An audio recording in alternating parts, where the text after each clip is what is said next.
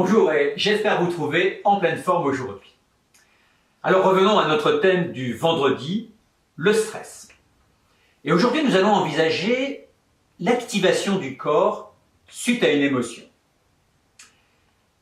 Pour illustrer ce qu'on appelle l'activation émotionnelle, nous allons parler de quelque chose dont on entend de plus en plus parler aujourd'hui, qui est le burn-out. Et pour cela, envisageons le cas de Marilyn qui a 45 ans et qui vient me voir en consultation, bien sûr pour des problèmes de poids. Marilyn, qui a des antécédents familiaux de surpoids, s'est toujours battue contre son poids depuis son enfance. Elle a toujours eu des préoccupations pondérales et subissait même toute petite une pression sur le poids dans sa famille, en raison de ses rondeurs d'enfant. Elle me dit avoir plutôt mal vécu cette pression. Devenue adulte, après son mariage, les choses s'améliorent. Elle se sent épanouie dans son travail, elle a ses 3 enfants et tout va bien jusqu'à il y a 15 ans où sa mère a eu des problèmes de santé, elle a eu un problème de cancer et elle va s'occuper de sa mère pendant 5 ans, jusqu'à son décès, en l'accompagnant même jusqu'à la fin de sa vie. À cette époque, au bout de dans cette période, elle change de travail et prend plus de responsabilités. Elle me dit aimer les challenges et elle se met une pression de réussite importante. Elle me dit au début ça allait, mais plus le temps avançait, plus j'étais fatigué. Et finalement, j'arrivais à mal dormir, je ne dormais plus jusqu'au jour où il y a 5 ans, j'ai fait, me dit-elle, mon burn-out. Je lui demande alors, mais qu'est-ce qui s'est passé ce jour-là? Et elle me répond, un matin, je me suis levé, j'avais mis mon manteau, j'avais pris ma serviette pour aller au travail, mais je ne pouvais plus faire un pas. J'étais comme complètement bloqué et je me suis effondré. Ce que décrit Marilyn s'appelle dans la régulation émotionnelle un état de figement.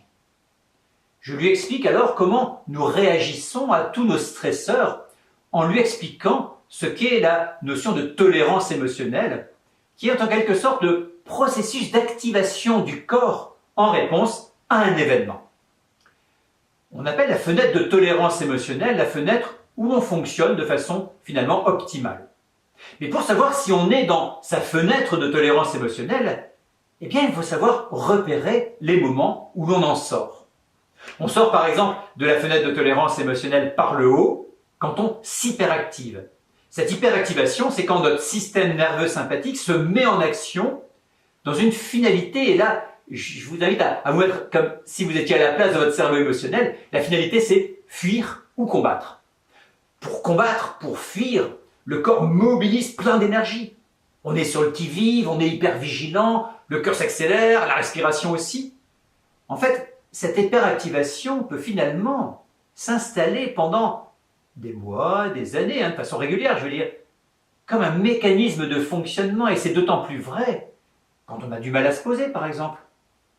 Le problème est que s'il n'y a pas d'issue dans la fuite ou le combat, parce que ce n'est pas les solutions adaptées au quotidien, ce ne sont pas des réactions possibles, le corps va finir par se protéger en se déconnectant. Ça va être l'inverse de l'hyperactivation, qui est l'hypoactivation, où l'on se dissocie, on se déconnecte, on ne ressent plus pour ne plus souffrir. Et l'image extrême, c'est le figement.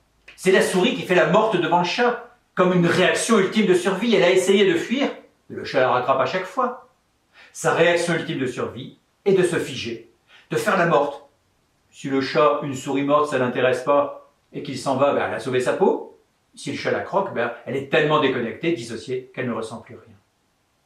En fait, ce principe de régulation émotionnelle a été bien décrit dans les événements traumatiques majeurs. Mais dans le domaine du burn-out, on peut considérer que ces mécanismes se mettent en place d'une façon chronique, autrement dit sur le long terme, jusqu'au jour où on arrive à cette extrémité où l'on n'en peut plus, on est totalement épuisé.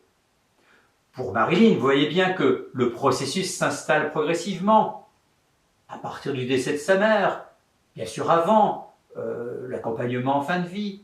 Son travail a fini par apporter la goutte d'eau qui a fait déborder le vase. Elle a pris sur elle pendant des années, en s'hyperactivant, sans se poser, sans prendre de temps pour elle, jusqu'au jour où c'est son corps qui a tiré grand frein à main hyper puissant en la bloquant. Je ne peux plus avancer, je suis bloqué, elle est figée. Le point important dans tout cela, c'est quoi? C'est d'éviter d'en arriver là. Et c'est pour ça que, depuis le début, je vous invite à être à l'écoute du corps.